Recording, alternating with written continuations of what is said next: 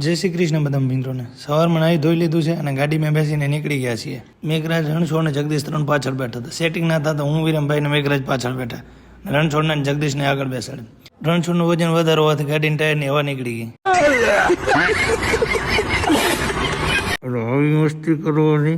મારે ટોલ નાકે પહોંચ્યા ત્યાં અમારો ફાસ્ટેગ ખોઈ ગયો. પછી ત્યાં જઈને નવો ફાસ્ટેગ નખાયો. હજુ તમે કલ્યાણપુર પહોંચ્યા જ તો આ બે બંકા આવી ગયા. કલ્યાણપુર એક વાસ્તામાં આવેલા હતા. ત્યાં પહોંચ્યા તો મહેમાનો બેઠા હતા. મહેમાનોની બાજુમાં જઈને સાનામાના બેસી ગયા. ઘર ભેગું થાને ભાઈ. આ બે તો સ્પેશિયલ ખાવા માટે જ આવ્યા હતા. મને તેવું લાગ્યું હવે તો બેસી જાય ડીશ ભરીને ખાવા માટે. આ બે પેટ દાબીને ભરી લીધું. પછી અમે ગયા સાંતલપુર. વિનાને એગ્રો મૂકીને હું ને ડાંગર આવી ગયા મુરલીધર હોટલે, કારણ કે ત્યાં એની ગાડી પડી હતી. ગાડીને સંભાળ લેવા. પછી સાંતલપુર થી આવ્યો ગામમાં. તે ગામની સ્કૂલે આંટો માર્યો. સ્કૂલે આંટો મારી લીધો ને પછી હું નીકળી ગયો ઘરે જવા માટે. રસ્તામાં એટલું બધું ગારો હતો કે ઘરે પહોંચવું મુશ્કેલ પડતું હતું. મન હલાતું હતું રસ્તા પર. તો તમારે ભાઈ ઘરે જ રહેવાય. ફાઇનલી હું ઘરે પહોંચ્યો હતો. મને ઘરે જોઈને મણી કંઈક આવું બોલી, તમારે કઈ કામ ધંધો નહીં, ખપ ખપ કરતા દોડ્યા આવો છો. એટલે એ મણીએ તો આબરૂ કાઢ નાખ. પછી ગામમાં આંટો મારતા હતા. ડોગેશભાઈ મળી ગયા.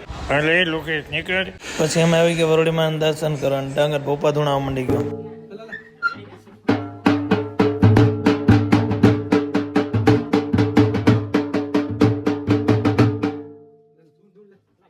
આજે આઠમ હતી એટલે વરોડીમાના દર્શન કરીને પછી અમે આવી ગયા અલવાસ મહાકાળીમાના દર્શન કરવા. મહાકાળીને દર્શન કરીને પછી અમે આવી ગયા પાંડવોના મંદિરે.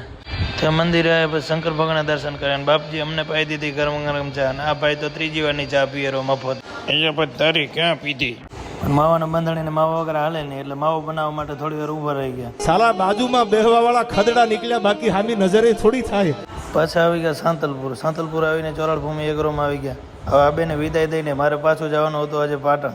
ફાઇનલી વિરમભાઈ ને મેઘરાજ ને જેવીને બધા આવી ગયા. પછી અમે ગાડીમાં બેસીને નીકળી ગયા પાટણ તરફ.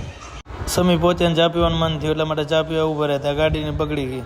5 કારીગર આવ્યા પણ ગાડી સમી થઈ નહીં. ગાડી તો સમી નથી પણ રણછોડ ને જગદીશ બે ભૂખા થઈ ગયા એટલે વેફર ખાવા માંડી ગયા.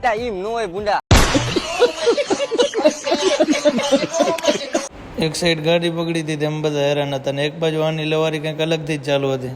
मुझसे प्यार करती है या नहीं करती है?